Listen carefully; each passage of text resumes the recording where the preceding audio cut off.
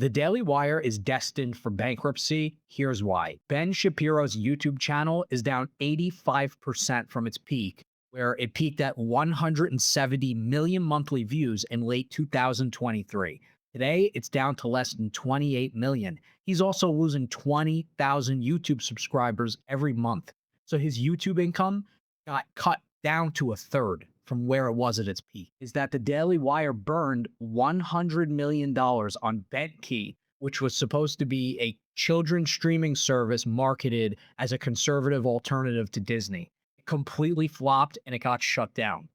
They also fired 60% of their workforce in the last 13 months. So if you think that the Daily Wire is going to IPO at a $2 billion valuation, I have a bridge to sell you. Are streamers going broke? I could probably, if I had a laptop, I could literally pull it up and show you. I went from making, I would say, an average of like 60 to like 120,000 a month just on Twitch for like a good year and a half. And then right as it started to decline, it went from like 60 to 40 grand a month, then 20 grand a month, then 10 grand a month, and then like I had a month where I made 2 grand a month. Like I And just, how are you okay seeing those numbers so I decline? wasn't. All right, so that was Stable Ronaldo describing his financial situation. So Twitch capped the amount of viewers that you can have because view botting was so egregious and people were getting onto the front page. And then what happens is if you're a Twitch partner, there are ads that are ran on your stream and you get a percentage of that revenue.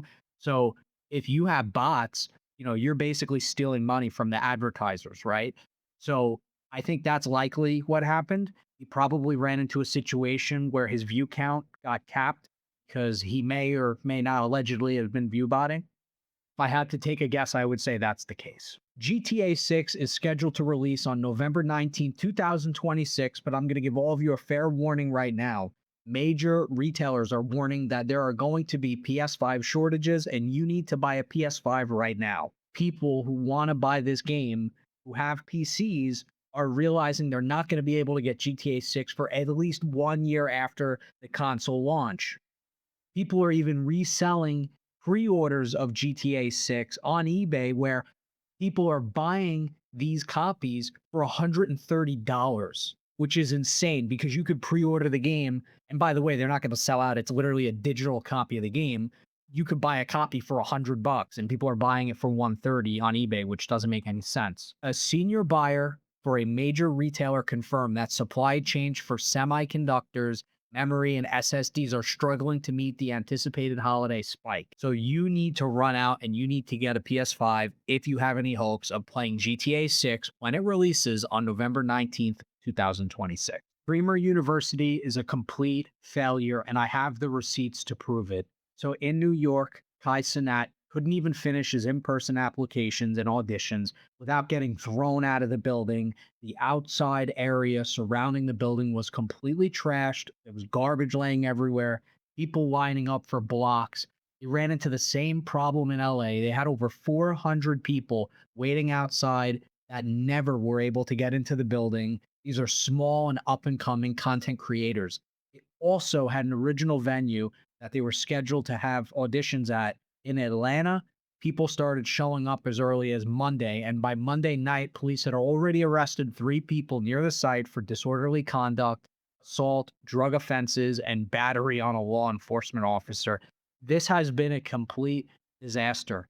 Kai even scrambled and set up an event at the State Farm Arena, and over 1,000 people showed up before it had even started. State Farm Arena said, "We don't want any part of this." They shut it down after an hour and a half. The Streamer University has been a complete disaster. They can't even do in-person auditions. There are people lining up and waiting, filling out applications, but really the main applications they should be filling out are job applications, because if you're showing up for Streamer University and you don't have a full-time job and you don't have responsibility, what are you doing with your life? The 2026 World Cup has been a complete disaster. The 2026 World Cup has been a complete disaster. Let's go ahead and start out with people who are trying to get to MetLife Stadium from New York City. They originally were told they'd have to pay $150 for a round-trip train fare, nearly 12 times the regular price, for a 15-minute, 9-mile ride. FIFA made $11 billion off the tournament and contributed $0 towards transportation, leaving New Jersey Transit stuck with a $48 million bill. The second point of contention that most people have is that there was a ticket price bait and switch situation that happened.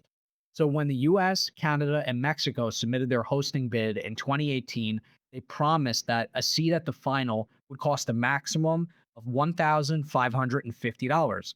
By April of 2026, the cheapest standard finals tickets have reached $5,700, and the most expensive tickets tripled from there. Just 2 days before the tournament started, there were over 180,000 unsold tickets. FIFA president Gianni Infantino defended the prices by claiming if they were cheaper, most tickets would have just ended up on the black market. Yeah, sure thing, buddy. The 2026 World Cup has 48 teams playing in 72 games, which is more than the entire Qatar World Cup combined, right? Only 29 of 104 matches were sold out before the tournament started. No one wants to see these games. No one cares.